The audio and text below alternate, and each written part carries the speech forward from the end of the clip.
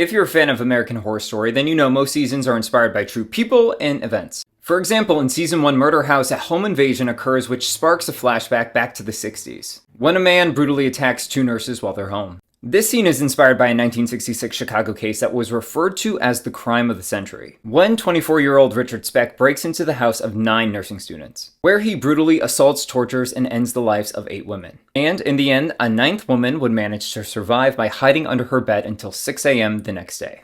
It's around 11 p.m. on July 13th, 1966 when Richard uses a knife to cut the screen on the back door of the townhouse. Once through the screen, he unlatches the door and helps himself inside. In the darkness, he walks up the stairs and stops outside the first door that he sees. And there he begins to loudly knock on the door 4 times. 23-year-old Corazon opens the door and sees a man standing there in the hallway with a weapon pointed at her. From that moment, Richard collects Cora and 5 other nurses and brings them to the largest bedroom on the 2nd floor.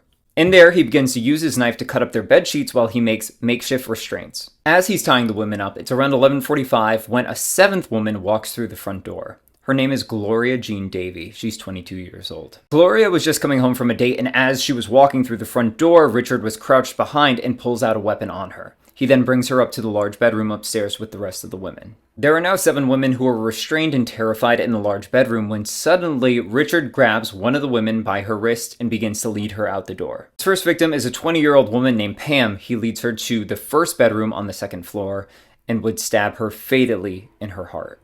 As he's in the process of doing this, 2 more women walk through the front door. Their names are Marianne and Suzanne. Both women are also nursing students who live there on site at the townhouse. At this point, it's just before 1 p.m. when both women walk through the door. He quickly runs downstairs and greets them. He strangles Suzanne before he proceeds to stab her 18 times. He then turns to Marianne and he stabs her in her chest, eye, and neck. Their bodies were all found near each other. At this point, 3 women are dead, and he proceeds to take them one by one from the large bedroom on the 2nd floor and begins to murder them. During this horrific assembly line of death, one woman named Corazon, who is bound by her hands and feet, manages to crawl underneath one of the beds that's in the bedroom. She would hide under that bed for 3 hours as she would hear her friends being taken one by one and killed into the next rooms. At this point, it's around 3:30 in the morning when Richard walks back into the bedroom, and he has lost count at how many women were initially there because he had 2 that arrived unannounced to him, and then he also had that 1 extra woman who came home from her date. So he leaves the home not realizing there's any survivors. It's not until 5:30 in the morning that Corazon feels it's safe to remove her bindings and come out from under the bed. At this point, she's heard complete silence for hours. And as she quickly looks around, she is completely horrified because all of her friends and roommates are now killed in different areas of the house. She runs to a window on the 2nd floor, pushes the screen out, and begins to stand on this little ledge over here and scream for help. It takes nearly 20 minutes for somebody to come out and hear her and come to her aid. Although it's very odd that neighboring townhouses are right here next to their unit, and no one managed to hear the women in the middle of the night being brutally killed.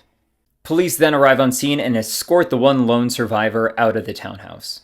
Cora's quick thinking not only saved her life, but it also helped police create a composite sketch based off her testimony, which was the first step to put this man behind bars. This is part 1 of the new series that I'm rolling out just in time for spooky season, where I share what are the inspirations behind different seasons of American Horror Story. If you're interested, follow along.